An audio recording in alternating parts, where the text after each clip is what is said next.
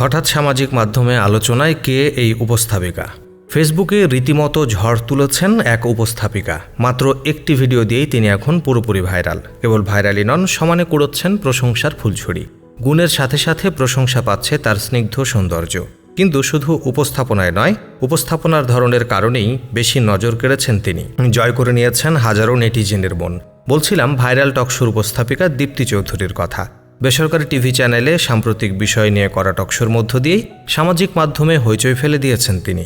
সেই ব্যক্তি এখন অসীম, যিনি বিশ্বাস করেন কথা শক্তিশালী হয় তার যুক্তি অন্যায়ের জায়গা থেকে। পেশাদারিত্বের জায়গায় এমন সাহস নিয়ে কাজ করলেই কাপুরুষরা গর্তে ঢুকে যেতে বাধ্য হয়। সেদিনের ভাইরাল ওই টকশো একবার যারা দেখেছেন তারা এক বাক্যেই মেনে নিয়েছেন এই উপস্থাপিকার সংবাদ উপস্থাপন এবং ধৈর্য ধারণ সত্যি প্রশংসার দাবিদার। গেস্ট হিসেবে যিনি ছিলেন তিনি যেভাবে চরম উত্তেজিত হয়েছিলেন, সেই মুহূর্তেই উপস্থাপিকা ছিলেন বহমান নদীর মতো শান্ত। নিজের পেশাদারিত্বের জায়গায় ছিলেন অবিচল। আগত অতিথির প্রতি শ্রদ্ধাশীল থেকে তিনি করেছেন মুগ্ধ। উপস্থাপিকার এমন বিচক্ষণতা ও পরিস্থিতি সামাল দেওয়ার দক্ষতা দেখে স্যালুট দিচ্ছেন অনেকেই।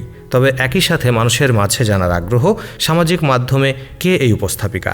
গোটা দেশের মানুষ আজ যার ভক্ত, সেই দীপ্তি চৌধুরীর ফেসবুক থেকে জানা যায় তিনি বেসরকারি সংবাদ মাধ্যম চ্যানেল আইয়ের একজন উপস্থাপিকা।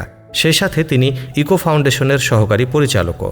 দীপ্তি চৌধুরীর একটি অসাধারণ গুণ, একই সাথে তার পারিবারিক শিক্ষা এবং পেশাগত বৈশিষ্ট্য।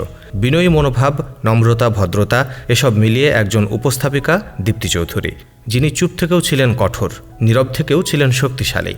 প্রতিবাদ স্বরূপ তার স্নিগ্ধ হাসিটাতেই স্পষ্ট করে দেয় তার পাল্টা জবাব ছিল কতটা উঁচু শব্দের।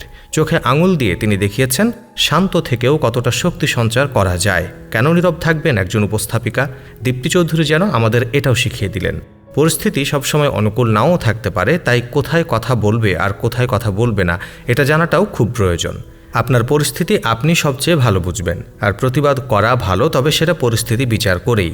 যদি দেখেন কোনো স্থানে আপনাকে অপমানিত হতে হচ্ছে অথচ অপমানের প্রতিবাদ করার মতো পরিস্থিতি নেই, চুপ করে যাবেন। মনে রাখবেন, যুদ্ধে পিছিয়ে আসা মানেই হার মেনে নেওয়া নয়, সেটা কৌশল সাজাবার সময় হতে পারে।